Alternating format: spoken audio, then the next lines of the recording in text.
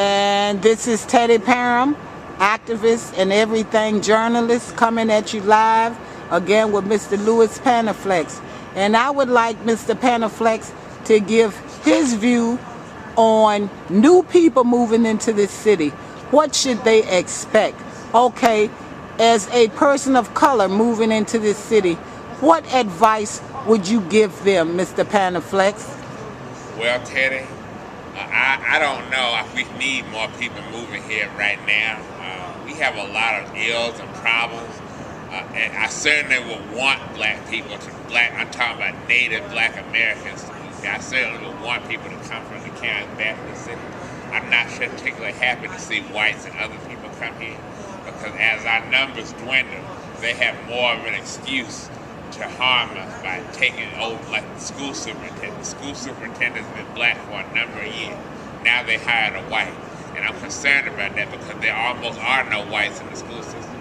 So now I don't know if I would want people to come here. I think we need about 10 or 15 years to fix some of the problems that we already had before we would start moving more people in here. Now I can tell you that down in Manchester, up the street from where I live, down McDonough Street, Perry Street, Porter Street, down there, there's a lot of apartments coming up there. White folks moving into these apartments. And that's not good because we live in the 6th district, which covers Highland Park, Barton Heights, Mosby Court, Whitman Court, Hillside Court, Belmead area. I'm very concerned about all these white people moving into our city. I heard Tim Kaine once say that 5,000 people moved to the city. He was talking about white folks. And ever since these white folks have moved here, it's gotten worse for black folks that live here, that lived here and died here all their lives. We don't have the services necessary to take care of everybody. We have the money, but the actual service delivery is poor as it is today. And before we can start moving more people in here, we need to fix the problems that we already had and stop bringing in more poor people. We need to take care of the ones that we got. Don't take any more and fix the problem.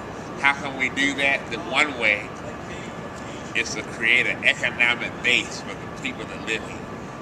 That means black people that live in Highland Park should have businesses in Highland Park. You should have restaurants in Highland Park, service delivery in Highland Park. Teddy, you told me that you fought to have a social service building put in Highland Park that Ellen Robinson did not support. That's right. That was a good idea. Churchill has one. There's one in Southside. Highland Park should have one, so that people don't have to come all the way downtown to go to social services. They should be able to go right in their neighborhood. I don't know why Ellen Robinson didn't do this. Somebody needs to ask her. She won't return my call. Another thing we need to do is to fix the social service system. We're going to have a Department of Social Service. Make them do what they're supposed to do. I understand through the budget, I read the budget last week, that they have the ability to give people money for assistance that they're not giving. People, that means a lot of these people that can't get this Social Security, disability, or SSI could get money. It may not be much, but the city could give them money. The charter gives the city the power to take care of the poor. That means giving them money, giving them sustenance to live. We don't do that now. So to bring more people in, and then you have to worry about crime. Let's talk about crime for an example. Now, there's a way to look at crime. Now, they want to make it a black thing, but high public officials commit crime too. But the low-level crime that you see on the street that the white folks are afraid of, it is perpetrated by blacks, some of whom are criminals. But a lot of these people are trying to survive. The homeless are trying to survive. And the law of survival kicks in. Don't matter what the Richmond Police Department thinks. Survival has to happen.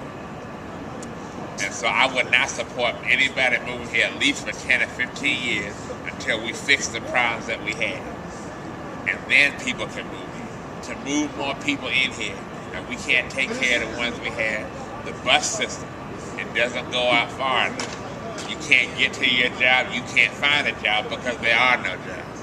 And the jobs that we have are disappearing. So why are we moving more people in here? And as a matter of fact, apartment people don't pay real estate tax. So where's the money going to come from to take care of these people? If you're white and you live here, you're not going to send your kid to public school. I know this because there almost are no white kids. The system is 90% black. while the population is 47% white. So what does that tell you? We have a deep problem. Just like I told you earlier about Mayor Jones, we have to fix the problems that we have before you start bringing in more people. You're just compounding the problem.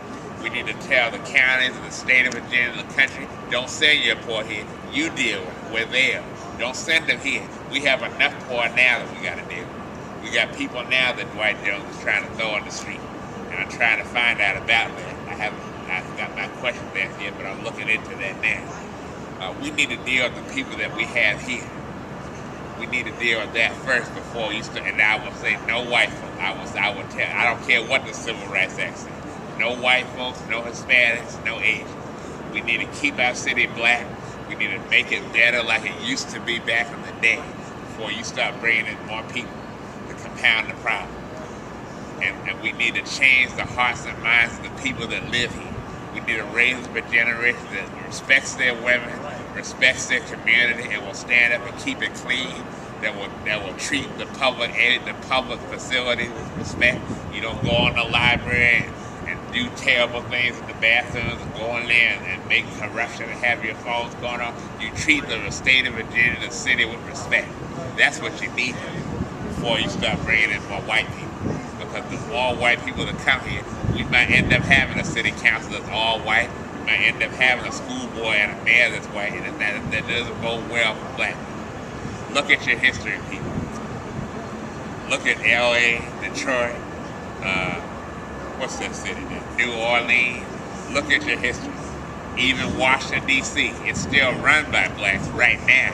But we might end up having a white mayor in D.C. next year because there are 3 or 4 white candidates running that's going to split the ticket. And I don't believe they would do a better job than the blacks that are running it. I think there's a black, and we have capable blacks in Richmond, like Shirley Harvey and others that could run this city. But they can't get the popular support to win. And we need to work on that. While I'm on that vein, you need to register to vote now. Don't wait. Go to your local registrar's office at 900 East Broad Street, room 105, and register to vote. You have to have a legal address. If you are homeless, you can register with the permission of the person that where you sleep. You can register to vote where you sleep if that person will allow you to use their address. And you can go vote at the precinct at that area. And I would like to interject this. The homeless can vote. The homeless can vote. Because as long as they're within the city limits, every day they can vote. They have to vote where they live, and they have to have a car go to that address. For instance, if they live, or what they could do, if they're homeless, they could have the car go to social services. You can have the car go to social services and pick it up from there. I don't know if they still do mail pickup at social services at 900 East Market Street. If you can do that, and you can vote at the Main Street Library on Franklin and 2nd Street on election day. We need everybody voting in our city. We have a governor's election that's important. The whole country is watching Virginia to see what we do. We have an attorney general that's a crook. That's right. And has used issues to perpetuate himself. That's his right. Party. And we have a Democrat that's rich, connected to the Clintons, that ain't done nothing in his life. He just wants to be governor. I encourage everyone to vote for Robin Sarvis, a libertarian, and not vote for anybody else. They're not doing. For Commonwealth Attorney, I would like you to support me, Louis Panaflet, L-U-I-S. The last name is Panaflet, P-A-N-T-O-P-H-L-E-T, or leave it blank. For sheriff, vote Chris Dorsey. You don't want to vote for Chris, vote for somebody, anybody but Woody. For treasurer, Ms. Wilder's done a good job. And I think we thank her for her service. She needs to retire and live her life and let somebody else take it over. There's somebody else on the ballot, vote for them. We thank her for her service. She's the only one, her and Belvedere, that's done anything in this town with the money that they get. And we thank her. If she wins, we'll thank her. If she don't win, we'll thank her. But she's done her job. But most of these people that live here don't do anything. Now, isn't it true that Shirley Harvey is running for the office of treasurer? Yes, it is. All right. And Shirley is, well, I know you may not have heard from her yet. She's trying to reach people as best she can with the resources that she has. Shirley Harvey was an accountant with IBM, and she worked for the State Department of Taxation back in the 90s when Doug Wilder was in. And one of the things she did was she had instituted a filing system to update the filing system for the state of Virginia, and she got an award from Doug Wilder for that. And they tried to fire her, they tried to do everything they could to destroy her. And so, no matter what you may think of Shirley Harvey, she will do a good job. She will use the Treasurer's Office to make the city honest by looking at the books of all the constitutional officers, all the officers of the city, which would be positive for our city.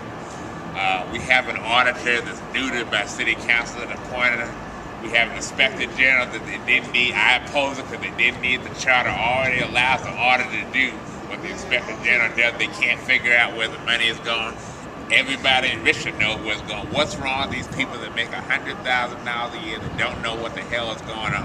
Why do we keep paying people that do nothing and to hurt people? So I say shut it down. If the city of Richmond will not do what it's supposed to do, shut it down. Let us become a special protected zone. Let the state pay. I'm tired of paying my money every time I go to the store, paying my money to be oppressed. Yes, I'm black. Yes, I'm fairly young. I don't have to be oppressed because white folks and certain black folks don't appreciate me and want to oppress me. I'm tired of it. And that's why I emailed Dwight Jones. That's why I emailed Woody. Karen, you're going to get an email. Mr. Tossman, you're going to get one. I'm tired of this shit. I'm tired of it. I can't take it no more. I said to shit that word, but I'm tired of it. I've lived here 20-something years. I've seen my life destroyed. I've seen other people's life destroyed. I'm tired of it.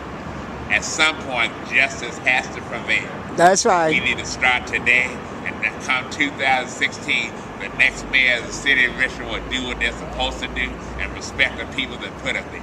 The next city council, school board, same thing. If we want our city back, we have to take, as the Tea Party said, take our city back. That's right. We have to do it. The people. We, the people. That's right. Thank you. And you've heard that live from Teddy Perham for We the People. Thank you, Mr. Panaflex. Thank you for those encouraging words. Thank you. Thank you.